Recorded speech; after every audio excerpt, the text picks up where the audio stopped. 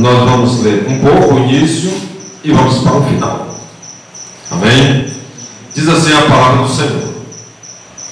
E sucedeu que um dia em que indo Eliseu a Suname, havia ali uma mulher, rica, e a qual reteve a comer pão. E sucedeu que todas as vezes que passava ali, se dirigia a comer pão. E ela disse a seu marido: eis que tenho observado que este que passa sempre por nós é o santo homem de Deus. Façamos-lhe, pois, um pequeno quarto junto ao muro, e ali lhe ponhamos uma cama e uma mesa e uma cadeira e um candeeiro, e há de ser que, vindo ele a nós, para ali se retirar. Passa lá para o final, que como é grande, depois você pode ir em casa. Vamos lá para o versículo 35.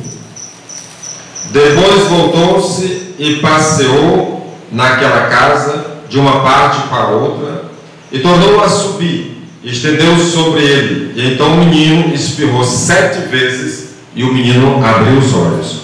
Então chamou Geazi e disse: chama essa sunamita. E chamou-a, e veio a ele, e disse: toma teu filho.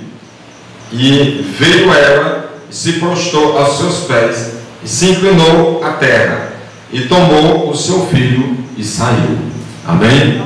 Coloque a sua mão sobre sua Bíblia e vamos orar. Meu Deus e meu Pai, abre a minha mente e o meu coração, e planta esta palavra, e faça com que ela venha brotar, crescer, frutificar e habitar abundantemente em minha vida. Amém? Podem sentar.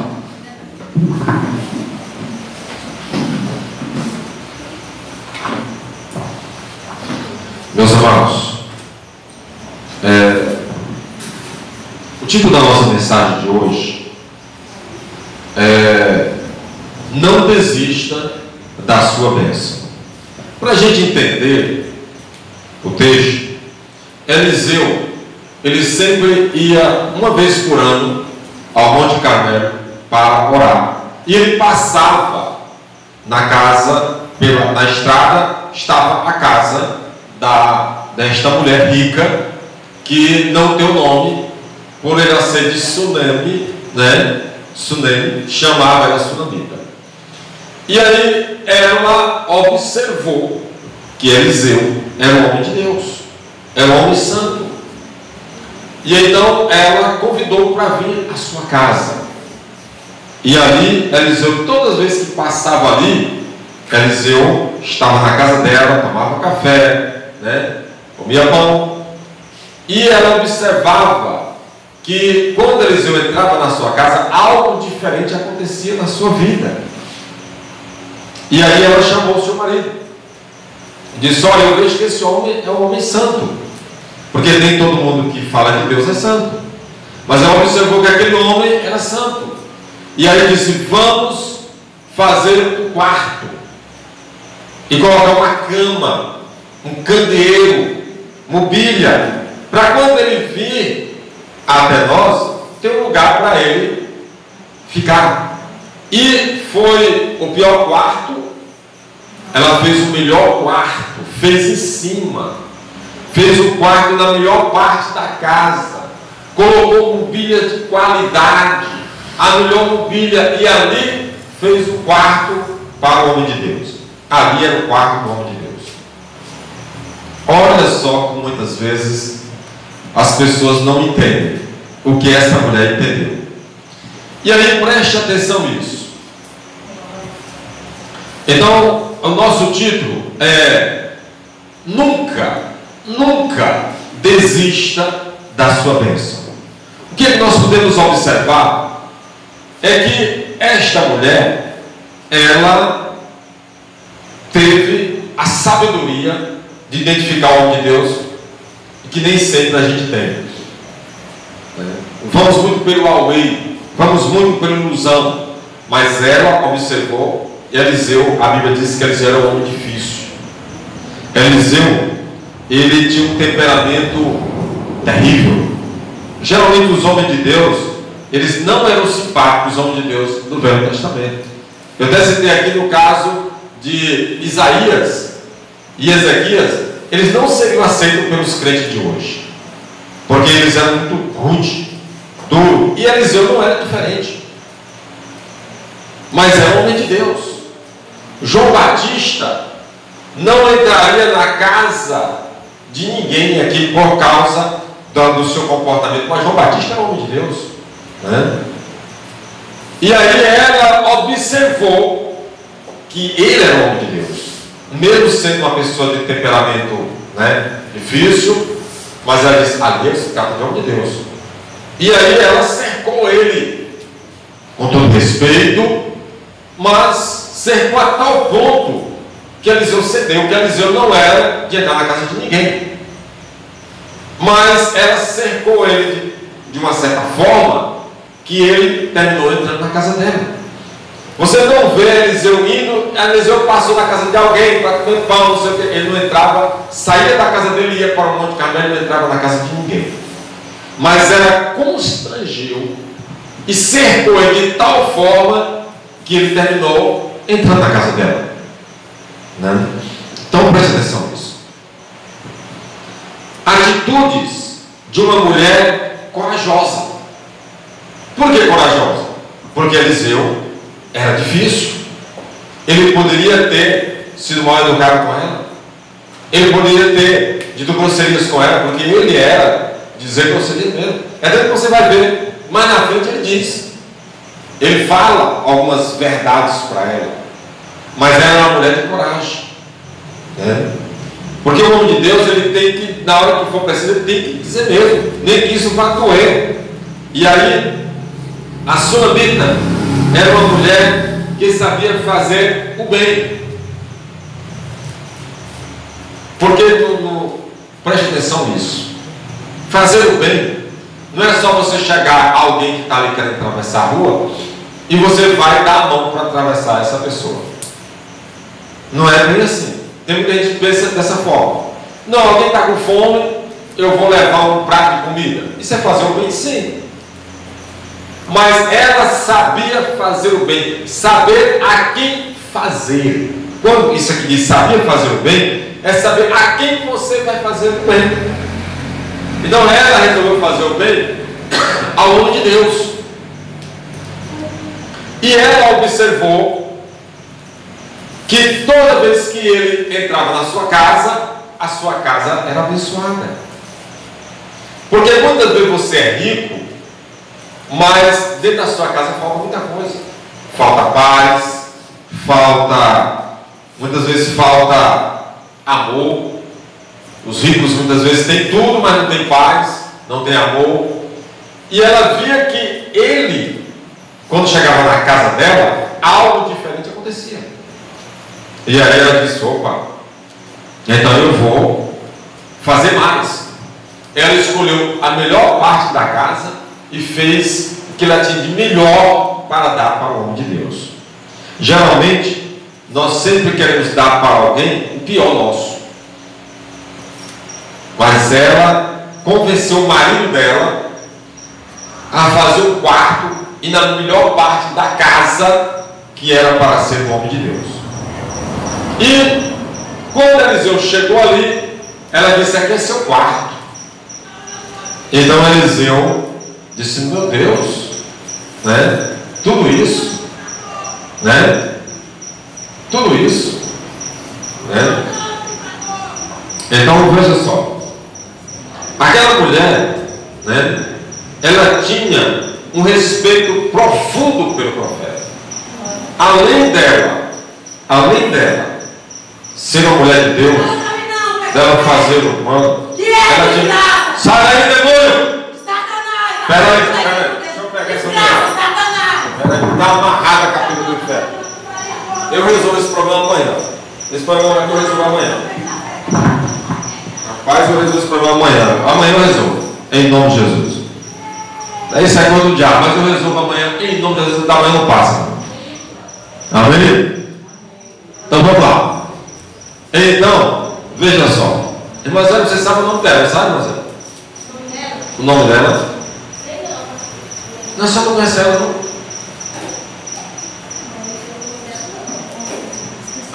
Eu removi, não. Então veja só isso. Então, gente, desculpe aqui a gravação. Eu até esqueci de gravar. Coisa do demônio, né? Então, meus amados, veja só. Aquela mulher, ela tinha, né? Ela sabia, né? Ela tinha um profundo respeito pelo profeta. Como assim? Apesar dela ter feito tudo isso, mas ela não era para frente. Quando Eliseu vê que ele tinha tudo isso, ele disse: gente, eu tenho que fazer alguma coisa por essa mulher. Chamou o seu servo Eliezer e disse: Eliezer, essa mulher, o que eu faço por ela? Ela é rica, né? O que eu devo fazer por ela? Aí disse: chama essa mulher. E aí ele chamou. E aí ele disse que ela chegou, ela não entrou no quarto. Olha só, o quarto era na casa dela. Ela não entrou. Respeito pelo homem de Deus. Ela chegou na porta e disse: diga, Senhor. E aí Eliseu disse: o que é que tu queres que eu faça por ti? Quer que eu fale com o rei? Que eu diga alguma palavra? E aí ela foi e disse: não, está tudo bem comigo, não preciso de nada. Preste atenção nisso aqui, gente. E aí foi embora. Eliezer disse: olha, meu senhor, ela não tem filhos e o seu marido já é velho. Então qual é a mulher que não quer ser mãe? E aí Eliseu disse: chama ela. Quando chamou, ela disse: olha, quando eu passar aqui no próximo ano, você terá uma criança nos braços. Ela disse: Senhor, não estou te pedindo nada, não mintas para a tua serva, não estou te pedindo. Quer dizer, ela teve humildade. Então preste atenção nisso, gente. Ela não fez nada disso com o pensamento de receber bênção. Ela não fez nada pensando em ganhar algum benefício. Por quê? Porque se ela tivesse feito tudo isso pensando em alguma coisa, na hora que Eliseu perguntou para ela o que é que ela queria, ela tinha dito: olha, meu senhor, eu não tenho filho. Será que o senhor não pode orar aí para Deus me dar um filho? Não é verdade? Mas o que ela disse? Não preciso de nada. Tenho tudo que preciso. Moro no meio do meu povo. Está vendo? Olha só, quando a gente faz para Deus e fazemos não com interesse, se prepara para que você vai receber. E foi a sabedoria desta mulher. Ela não fez nada pensando em receber nada em troca, né? E aí, o que aconteceu? Um ano depois, a mulher estava com o filho nos braços. Quando Eliseu passou lá, ela estava lá com a criança, né? Amém? Estava com a sua bênção. Agora preste atenção como é a vida. Quando o menino tinha 10 anos, ele estava com o pai na roça e disse que ele sentiu uma dor de cabeça muito grande. E ele disse: ai, minha cabeça dói. Disse: ai, minha cabeça dói, 2 vezes. O pai disse: vai dar tua mãe. E disse que o menino foi. E a mãe ficou com ele ali, doendo a cabeça, e a criança morre. Olha só. A bênção que ela teve, que ela ganhou, agora ela perde esta bênção. Olha isso aqui. E disse que o menino morre. E o que é que ela faz? Ela pega aquela criança, leva e coloca lá no quarto do profeta, deita, fecha a porta e manda avisar o marido para mandar uma jumenta e um empregado, porque ela ia até o profeta. Preste atenção nisso, né? Meus amados, o que fazer, né? O que é que nós temos que fazer nos momentos de crise para não perder a nossa bênção? O que fazer nos momentos de crise para não perder a nossa bênção? Foi exatamente aqui. O que é que ela podia fazer? Qual era a atitude dela diante da morte do seu filho? Uma bênção que Deus lhe deu. Quantas vezes isso não acontece conosco? Recebemos uma bênção e de repente, por alguma coisa, por algum motivo, perdemos essa bênção. Qual é a nossa atitude diante disso? Qual foi a atitude dela? A primeira dela, ela fez evitar, ações precipitadas, tomar decisões precipitadas. Ela podia, o menino morreu, não morreu? Qual era a primeira coisa que cuidar? O velório. E depois enterrar o menino. Não é isso? Ele já morreu? Foi o que ela fez. Colocou o menino lá, não avisou nem para o seu marido. Porque se ela avisasse para ele, ele ia mandar preparar o velório e enterrar o menino. Se ela dissesse que não, ele ia dizer que ela estava louca. Porque talvez ele não tivesse a fé que ela tinha. E aí ela não avisou nada para ele. Então ela teve a sabedoria. Porque se ela tivesse dito, manda o jumento e o empregado, porque o menino morreu e eu vou ao profeta, ele não teria aceitado. Mas ela coloca o menino lá, ela não aceitou perder a bênção. Ela não aceitou. Ela não aceitou a morte do filho.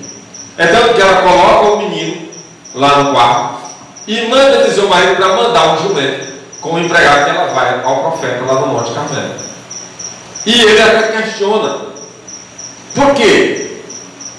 Por que você está indo ao profeta? Vai tudo bem? Ela disse: vai tudo bem. Para o marido, ela disse que ia tudo bem. E aí o que é que acontece? Segundo, agir corretamente. Ter ação, saber quais são as atitudes corretas. O que é que podemos fazer num momento como este? Primeiro, manter a calma. Segundo, tomar decisões, não de forma precipitada, mas sempre em primeiro lugar falando com Deus. Tudo que você for fazer, ore, coloque diante de Deus, fale com Deus. Muitas vezes as pessoas fazem as coisas e não falam com Deus, e depois dá tudo errado e diz: ó Senhor, e aí? Mas antes de tu fazer a besteira, tu falou com Deus? Tu procurou ouvir? Tu colocou diante dele e ouviu que Deus falou contigo? Fez isso? Não. Mas na hora que dá errado, tu sabe quando perguntar: ó Senhor, por que isso deu errado? Por quê? Porque tu não teve sabedoria. Então ela teve a sabedoria para agir corretamente e frieza diante da morte. Porque quando morre alguém, a primeira coisa que você perde o equilíbrio, você perde o controle. Mas no entanto, ela ficou calma. Por quê? Porque ela teve o quê? Fé. Ela teve fé de que aquele problema seria resolvido, mesmo sendo um problema como a morte. Ela acreditava verdadeiramente que ela não aceitou e não iria perder a sua bênção. Amém? Glória a Deus. E aí o que é que ela faz? Nos momentos de crise, o crente deve também. Então, com relação ao crente, nos momentos de crise, o que é que o crente ele pode fazer? Quais são, de acordo aqui com os passos da Sunamita? O que é que devemos fazer? Primeiro, buscar ajuda. Está no Salmo 18, Salmo 18, versículo 6. Nos momentos de crise, nos momentos difíceis, momentos de dificuldade, a primeira coisa que o crente deve fazer é pedir ajuda. Se você não pode, é uma coisa que não está ao teu alcance, então peça ajuda. Peça ajuda a quem pode te ajudar. Quem é que pode me ajudar? Então, essa pessoa aqui. Ore a Deus e Deus vai te mostrar. Eu já contei aqui um caso de uma pessoa que estava em situação difícil, orou a Deus, e Deus me mostrou, eu estava lá em Teresina quando ele me ligou, né? E ele nos pediu ajuda. E nós fizemos, né? E foi resolvido o problema. E quantas vezes não aconteceu isso? Pessoas oraram e Deus mostrou e a pessoa procurou, nós fomos resolver na oração. E o problema foi resolvido. Amém? Quando o crente está em crise, né? Os momentos de crise, o que o crente deve fazer? Deve empregar grande esforço. 2 Reis 24. O que foi que a Sulamita fez? Ela pegou o jumentinho, né? E o empregado e andaram léguas da casa dela ao Monte Carmelo. Era muito longe. Então ela foi a pé. O menino ficou deitado lá, morto, no quarto do profeta. E ela foi a pé muitas léguas. A Bíblia não diz tanto, mas foi muito longe. E ela foi até o profeta. Então ela fez um esforço muito grande após a morte de um filho. Ela pegou e se mandou, porque não tinha carro, não tinha telefone. Então tinha que ir a pé. E ela não mandou recado, não. Ela mesma foi. Então preste atenção nisso aqui. O grande problema nosso é que nós queremos ser abençoados. Esse é o grande problema. Não tem nada errado com isso, de alguém querer ser abençoado. O grande problema é que as pessoas não querem ter esforço. Não querem fazer nenhum esforço. Querem ficar no bem bom. Ó Senhor, estou aqui, ó Pai, eu preciso disso aqui, haja. Ó, eu recebo. E a pessoa não move uma palha. E não é assim que diz a palavra, não. Se você está precisando de um milagre de Deus, você tem que ter um grande esforço. Fazer um grande esforço. Não é um esforçozinho, não. É grande. Quando nós estamos doentes, qualquer doençazinha é motivo para não vir para a igreja. Qualquer motivo é motivo para não evangelizar. Qualquer problema é desculpa para a gente não visitar. Qualquer coisa é motivo para a gente ficar acomodado na nossa casa, porque a gente não quer ter esforço. Nós somos preguiçosos mesmo. E é para tudo, acomodados. Mas nós queremos que Deus haja numa cura que estamos precisando, num milagre, uma porta que precisa ser aberta. Nós queremos isso, mas nós não queremos e não fazemos nada para que isso aconteça. Já a pessoa, se ela tivesse ficado lá na casa dela só, oh meu Deus, o pai, meu filho aqui, pá, e aí, teria resolvido o problema? Teria, igreja? Não. Mas ela pegou no chinelinho e foi lá no Monte Carmelo. Léguas, a Bíblia diz que são léguas. Uma légua, quem é do outro tempo sabe disso? Do outro tempo não, eu não sou do outro tempo, né? Alguns anos atrás, né, a gente falava era léguas, né? A irmã Ana, que é do interior, sabe disso. A gente não falava quilômetros. Hoje é que é quilômetro, mas no passado era 2 léguas, né? 3 léguas. A légua são 6 quilômetros, né? Uma légua são 6 quilômetros. 2 léguas são 12 quilômetros. E assim por diante. A gente não falava em quilômetros, eram léguas, né? E aí ela disse que eram muitas léguas, ou seja, muitos quilômetros, e para ir a pé. E ela foi, né? Aí veja só, no momento de crise, o que é que temos que fazer? Ir ao lugar certo.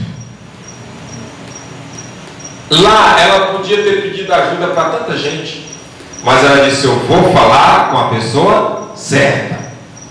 E quando ela se aproxima, Eliseu está em cima do monte, enxerga a Sulamita. E aí ele disse: Geazi, vai falar com ela e procura saber se vai tudo bem, porque Deus não me revela. Preste atenção nisso aqui, aprenda isso aqui. Nem sempre Deus vai revelar alguma coisa para o nome de Deus. Desconfie de alguém que Deus está falando muito. Será que é Deus que está falando? Ou isso é uma técnica? Eliseu, Deus revelava para Eliseu coisas grandiosas. Era ataque do exército inimigo, ele mostrava tudo. E agora, Eliseu disse: pergunta para ela o que está acontecendo, porque Deus não me revela. Isso mostra que nem sempre Deus vai te revelar as coisas. Então desconfie de alguém que toda vez, não, Deus está me revelando isso, está me revelando isso. Pode desconfiar, porque Deus não revela as coisas assim não. Por exemplo, dos meus netinhos, a única que Deus me revelou foi esse agora, que a senhora está esperando. Ainda disse que era homem, vamos saber se é homem dele, não é? Se for homem, confirma, não é? Mas nenhum dos outros Deus me revelou, porque nem sempre vai revelar, e deve ter um propósito nisso. Se Ele revelou, eu estou orando muito por essa gestação. Por quê? Porque se Ele me revelou, é porque não foi à toa. Nada é à toa. Se Deus me revelou, é porque Ele está precisando de eu agir. Porque quando Deus te mostra alguma coisa, é para você agir. E eu estou agindo. Eu estou na madrugada clamando por esta criança e por esta gravidez, né? Por quê? Porque dos outros nenhum Deus me revelou. E agora Deus se revelou. Então, se revelou porque tem um propósito. Nada Deus faz sem propósito. E aí, veja só. Agora veja o outro lado. Preste atenção nisso aqui. Preste atenção. Quando Eliezer chega para aquela mulher e diz assim: mulher, vai tudo bem. O que é que ela diz para ele? Vai tudo bem. Sabe por quê? Porque ele não era a pessoa certa. Está vendo? Está vendo aí? Quem era a pessoa? Era o profeta. Era o homem que estava cuidando dela. Era aquele que estava cuidando, que era a pessoa certa. Não era nem o outro. O homem que estava cuidando dela, que era o seu pastor, o profeta, era ele que tinha que resolver o problema. Está vendo aí, igreja? E aí ela vai e chega ao profeta. Quando ela chegou ao profeta, para Eliezer, ela disse: vai tudo bem. Olha só, geralmente a gente age diferente. Dia da morte, você já sai contando para todo mundo: meu filho morreu. E aí quando ele morreu, não é isso. Ela não chorou, não fez nada, ela disse: vai tudo bem. E aí quando ela chega no profeta, é que ela conta tudo e aí ela chora. Aí ela se derrama. Aí ela diz: olha, a bênção que Deus me deu morreu. E agora? E aí ele sentiu, né, para fazer alguma coisa. E aí ele pegou o cordão, que é um cordão que ele tem, mandou Eliezer ir à frente e disse: não fale com ninguém, não converse, não dê bom dia, nem dê boa tarde, não fale com ninguém, e vá direto à criança e passe esse cordão sobre ele, né? 3 vezes. E ele, como ele já era velho, ele caminhava mais devagar. E ele foi atrás. E ela disse: a gente sabe o que ela disse? Ela podia ter dito: ah, então o senhor já mandou, eu vou. Ela foi isso que ela fez? Ela disse: eu não saio daqui se o senhor não for comigo. Eu digo por esta vez: e se o senhor não for comigo, eu vou ficar aqui. E aí ele teve que ir. E aí ele mandou Eliezer na frente e fazer isso. Eliezer foi correndo, do jeito que ele disse, chegou, passou o cordão, passou tudo, nada aconteceu. Porque quem resolvia era ele, né? Muitas vezes isso acontece, e eu sempre digo isso para a igreja: tem problema que é você que tem que resolver, e não adianta ir outro, porque não vai resolver, porque aquele problema é você, né? E não adianta ir outra pessoa, porque aquela pessoa não vai resolver, porque é você para resolver, então tem que ser você. E Eliezer era um estudante, era a pessoa que Eliseu estava preparando para substituí-lo quando ele partisse, mas não era ele que ia fazer o milagre. E aí o que aconteceu, né? Precisamos ter discernimento né? É necessário. Discernimento significa sabedoria. Temos a sabedoria, porque ela, na hora que Eliseu mandou Eliasim ir na frente, Geazi, desculpa, ele poderia ter dito assim: tudo bem, despedia e podia ir, mas ela disse: vou não. Se o senhor não for, eu fico aqui. A criança estava morta. Essa eu fico aqui. Ela só sai daqui com o Senhor. E aí ela constrangeu o profeta a ir com ela. E aí ele foi. E se ele não tivesse ido, a criança não teria ressuscitado. E aí quando Geazi chega lá, que passa o bordão, passou as 3 vezes como ele mandou, a criança não continuou do mesmo jeito, morta. E aí quando Eliseu chegou, Eliseu perguntou: e aí? Ele disse: não, nada aconteceu. E aí Eliseu entra para o quarto, e aí ele deita sobre a criança, ele faz aquela oração, e deita sobre o corpo do menino, e ficou ali e nada. Depois de novo ele faz isso várias vezes. Aí a última vez quando ele fez, né, aí diz que a criança espirrou 7 vezes. E aí ele disse: chama a mãe do menino. Entregou o menino para a mãe. Amém? Meus amados, razões para não desistirmos da nossa bênção. Diante dessa história linda, aqui nós podemos colocar algumas razões para a gente não desistir da nossa bênção. A primeira delas, né? Por mais que a luta seja difícil, Deus pode tudo. Lucas 1,37. Por mais que a dificuldade seja grande, por maior que seja o problema, por mais impossível que seja, Deus pode tudo. O próprio Jesus, ele diz que, né, quando Pedro pergunta para ele quem se salvaria, ele disse: ao homem isso é impossível, mas a Deus tudo é possível. Amém? Então nós temos que aprender isso. Para Deus tudo é possível.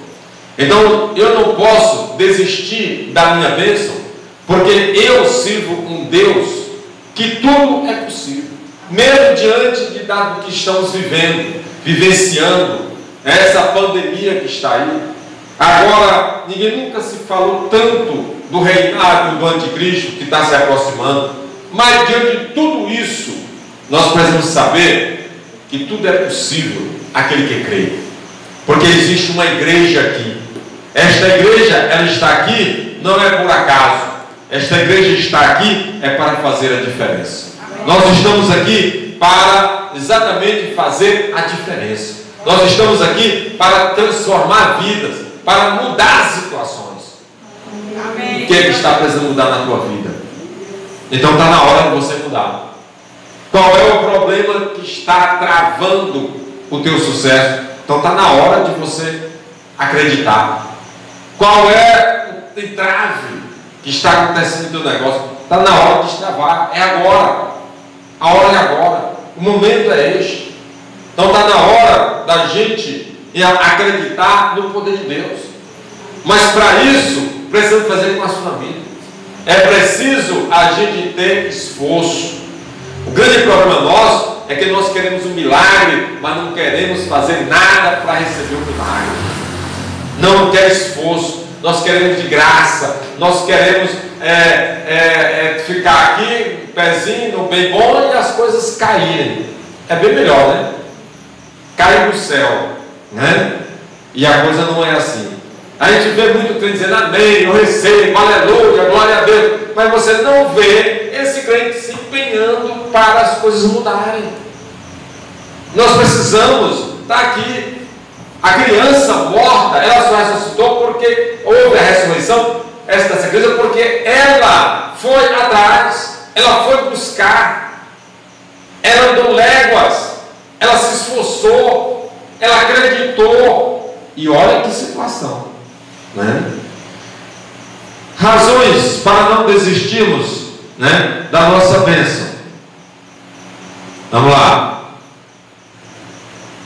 Para tudo, Deus tem um propósito. Romanos 8, 28. Está vendo aqui? Romanos 8, 28. Para tudo, Deus tem um propósito. Para tudo. Nada neste mundo, acabei de falar. Se Deus me revelou o que Ele revelou, é porque tem um propósito. Não é à toa. Então, quando Deus me revela algo, eu já sei que Ele revelou, não é porque eu sou melhor do que ninguém, não é porque eu busco em oração, não, é porque existe um propósito ali naquela revelação. Nada é por acaso. Acabou de mostrar aí Romanos, né? Romanos, capítulo, qual foi isso? Romanos 8, 28. Né? Tudo de Deus existe um propósito. Por exemplo, você não está aqui à toa.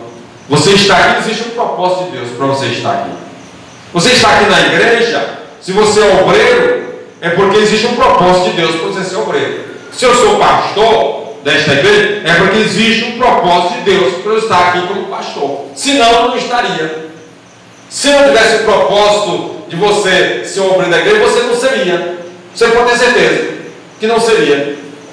Eu, se não tivesse um propósito de Deus na minha vida, eu não seria pastor. Apesar que eu nunca quis ser pastor. Deus sabe disso. Né? Mas se é um propósito de Deus, então você é. Se for o propósito de Deus em você se tornar um obreiro, você vai ser.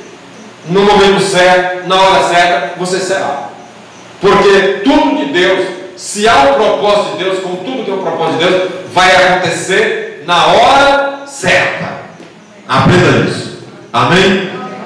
Se você antecipar as coisas, você vai quebrar a cara. Você atravessar as coisas, você vai se dar mal. Então a gente tem que aprender a esperar em Deus, na vontade dele, no momento dele, porque tudo tem a hora certa. Amém? Glória a Deus, aleluia. Razões para não desistirmos da nossa bênção, né? Preste atenção essa aqui que é forte. A palavra final pertence a Deus. Diga comigo. A palavra final pertence a Deus. Isso aqui é forte, né? Você vai encontrar isso em Salmo 33, 9, 62, 11. Meus amados, mesmo que tudo esteja dando errado na tua vida, na tua família, mesmo que nada esteja dando certo, você tem que aprender uma coisa: a palavra final é dele. A palavra final é Ele que dá a última palavra. Se eu acreditar nisso, eu vou sempre continuar lutando.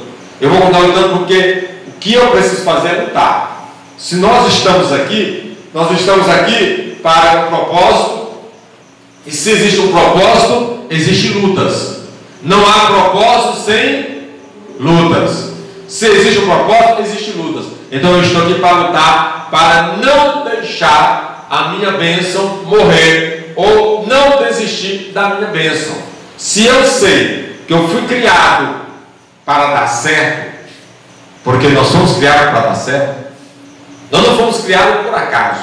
Você não é uma criação, não, Deus disse, vou criar aqui um homem para ver se vai dar certo. Depois fez uma réplica melhor. Não, você foi criado perfeito. Você foi criado para dar certo. Diga glória a Deus. Você foi criado para crescer. Existe dentro de cada um de nós uma ordem divina para crescer. É por isso que quando a pessoa ela não cresce, ela entra em desespero. Quando a pessoa ela sente, toda vez que a pessoa ela sente um inútil, ela entra em depressão. Ela entra em parafuso. Por quê? Porque nós temos uma ordem natural para crescer, para ser útil. E se eu me sentir inútil, eu vou ficar perturbado. Por quê? Porque eu fui feito para dar certo. Existe uma ordem natural dentro de mim. E aí, se eu não cumpro isso, eu vou entrar em conflito, eu vou entrar em atrito interior. Na realidade é isso. Eu começo a ter, um conflito interior dentro de mim. Por quê? Porque eu não estou seguindo a ordem natural de Deus. E aí vai nascer este conflito dentro de mim. E aí eu não vou ser feliz. Mas eu preciso entender que a última palavra é dele. Se eu estou lutando e eu fui criado para dar certo, então eu tenho certeza que a bênção eu não vou desistir.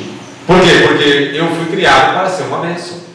Então eu não vou desistir de ser uma bênção. Eu vou ser uma bênção para a minha família. Eu vou ser uma bênção para a minha igreja. Eu vou ser uma bênção para a minha comunidade. Eu vou ser uma bênção para o meu país. Por quê? Porque eu fui criado para ser bênção. E eu não vou deixar e nunca vou desistir de ser uma bênção, mesmo que o diabo ele não vai desistir em momento algum. E nos últimos dias, mais do que nunca, ele tem se lançado contra tudo e contra todos para destruir as pessoas. Mas nós temos uma força dentro de nós, que é o Espírito Santo, que nos faz lutar, que nos faz acreditar e nos faz saber que nós somos vencedores. Só depende de você acreditar. Ah, pastor, eu quero acreditar, mas não consigo. Aí ninguém pode conseguir isso por você, só você pode conseguir. Aí é uma coisa que tem que ser você. Ainda é você. Como eu posso fazer então? Existe, as pessoas têm que se conhecer. Te conheça. Procure conhecer os teus limites. Procure saber como é que você pode fazer para mudar as coisas. Por exemplo, eu para me aprender, eu tenho que ler leitura silenciosa, com os olhos. Eu tenho uma filha, a Ariane, para ela aprender, ela tem que falar alto. Ela está estudando, ela tem que estar sozinha na casa do quarto, porque ela incomoda todo mundo. Ela só aprende se for assim. Já tem uma outra mais velha que é igual a minha, ela estuda só com os olhos se concentrando ali. Então, cada pessoa é se conhecer. Então, eu procuro me conhecer.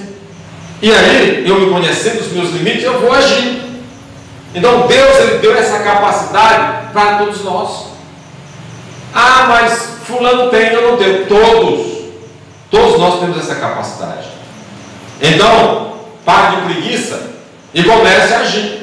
O grande problema é porque tem uma bichinha chamada preguiça que impede as pessoas de se movimentar, se acomoda, porque é bom a gente estar quietinho, né? Só fulano, traz água aqui para mim, traz a comida, né? Traz aqui a água, traz a escova com a pasta, traz a toalha, traz o sabonete. Só falta pedir para vestir a roupa. Isso não é bom? É. Mas é bom também quando a gente age, porque você fica acomodado. Você vai ficar um acomodado. E você vai ser problema para você e para quem está convivendo com você. Porque se você for casado, a tua mulher daqui a pouco não aguenta mais. Ela não vai aguentar. O estresse vai ser muito grande. Porque toda hora está pedindo as coisas, Tem marido que é assim. E tem mulher que é assim com o marido. Tudo depende do marido. Não, me dá isso aqui, me dá isso aqui. Até outro que é o marido. Então, a gente tem que ver isso. A mesma coisa com relação a Deus. Nós precisamos entender, e aqui a Sulamita trouxe esse exemplo para mostrar que não tem problema difícil que Deus não resolva. Aqui ele estava diante da morte. A morte, segundo o mundo, acabou. Mas para esta mulher não. Ela acreditou que o seu filho poderia voltar à vida. E voltou. Por causa da sua fé. Então, diante deste problema, eu pergunto: o teu problema é maior do que este? É pior do que a morte? Ah, não, meu problema é um vício, é uma dependência química. Se compara com a morte? Não. Então, se Deus resolveu o problema da sua vida, pode resolver o teu. O teu é menos e muito. Não, o meu problema é uma tristeza que eu tenho profunda. Coloca Deus na tua vida que tu vai ver a verdadeira felicidade. Eu sempre digo: o problema é o seguinte: quem tem Deus Ele é feliz não é porque tem patrimônio, porque tem bens, porque tem casa boa, porque tem carro bom, porque tem uma boa poupança, porque nada disso é felicidade. Porque se isso fosse felicidade, todo rico era feliz e todo pobre era infeliz. A felicidade é Jesus. Se eu tenho Jesus na minha vida, então eu sou feliz. Eu sou realizado. Eu sou realizado com o pouco que eu tenho. Eu sou feliz com o pouco que eu tenho. Por quê? Porque a verdadeira felicidade chama-se Jesus. E se ela está na minha vida, então eu sou feliz. Amém? Qual é o teu problema? Qual é a tua dificuldade? Qual é o teu dilema? Qual é o mal que te aperta, que te aflige, o que te perturba? O que está te perturbando? Pensa aí. Pense. Mas saiba de uma coisa: que o que estiver te perturbando, o que estiver te afligindo, o que estiver tirando tua paz, o que estiver tirando a tua alegria, o que estiver te massacrando, você sentindo pequena ou pequeno, você sentindo como se estivesse dentro de um engenho que está te moendo, apertando. A pessoa sabe o que é engenho, né? Engenho, você bota a cana e começa a apertar ela ali e ela vai soltando o bagaço, né? O caldo, né? Se você estiver sentindo desse jeito, que você está num engenho de cana, né? E aí está sendo moído, eu quero dizer que nós servimos um Deus que pode trazer alívio, que pode resolver esse teu problema, que pode fazer a diferença na tua vida, e que não tem nenhum problema, nenhum obstáculo, nenhum mal que possa impedir o agir de Deus na vida daquele que crê e tem fé. Porque para mim crer é necessário a fé. Então, meus amados, a sua vida deixou uma grande lição para nós, crentes. Deixou uma grande lição que, diante de um problema como este, ela teve sabedoria, discernimento, fé e muito esforço, mostrando que a palavra de Deus não se contradiz. Porque você pode olhar de Gênesis a Apocalipse, sempre que Deus falava aos seus profetas, ele sempre dizia para ter grande esforço. Olha o que é que ele disse para Josué: tenha bom ânimo, esforça-te, porque eu sou contigo. Aleluia. Mas para isso ele diz o quê? Esforça-te. Grande esforço, dedicação. Olha, eu trabalho de 7 a 1 da tarde e ainda dou aula, leciono, sou professor. Esse período eu estou dando aula, mas estou no computador, que é pior do que a sala de aula. Mas você não me viu faltando aqui quarta, nem nenhum culto. Quando eu faltar, é um caso muito difícil. Mas tem gente, qualquer trabalho é motivo para ele vir para a igreja só que domingo olha lá. Existe um esforço nisso aí? Esforço, gente, é eu me esforçar. O esforço foi o que eu fiz hoje para estar aqui hoje. Com a garganta eu digo: Senhor, como é que eu vou pregar hoje? Está aqui. Está dando para ouvir? Estão ouvindo? Estão ouvindo bem? Aleluia, glória a Deus. Eu estava, qualquer um outro dizia assim: não vou pregar não. Como é que eu vou pregar? E eu estou pregando aqui, sabe o que é isso? É o poder de Deus na vida daquele que crê. É com esforço, é grande esforço, é luta. Você quer vencer? Você quer se tornar um vencedor? Você quer se tornar destaque na tua comunidade? Quer ser visto como aquele crentaço, né? Comece a te esforçar. Te esforce de verdade. Faça com a sua vida. Use o esforço para buscar a Deus. Comece nas madrugadas. Eu estava olhando, se toda a igreja tivesse madrugada como a gente está nessa grande luta, Já pensou quanto Deus já tinha feito? Porque é pouca gente os que estão na madrugada, mas mesmo assim Deus tem feito tantas coisas grandes, né? Imagine se toda a igreja tivesse na madrugada, como a gente tem alguns que estão desde o início da campanha, lutando. Não é fácil não. Ontem eu levantei para orar, só eu e Deus sabe, porque eu estava quebrado igual arroz de terceira, né? Eu estava dormindo na sala, porque o ar-condicionado, o pessoal gosta de ar-condicionado, e eu sabia que se eu for dormir no ar-condicionado, eu ia tossir, isso meu ia estar todo arrebentado, porque quando eu tosse os peitos, quem tosse sabe disso, né? E aí, como eu não tenho a tireoide, aí ataca logo a garganta quando eu começo a tossir. E aí eu tive que pegar uma rede lá na sala, um clima maravilhoso, né? E deitar na rede. E aí quando foi 5h30, eu estava lá nas minhas oraçãozinhas, quebrado, que só arroz de terceiro não estava, Senhor, eu estou aqui, quebradinho, mas eu estou aqui te buscando, Senhor, porque eu creio no teu poder, eu creio que o Senhor vai me levantar, eu creio que o Senhor, através de mim, vai curar outros e vai levantar outros, porque eu estou me colocando como instrumento teu.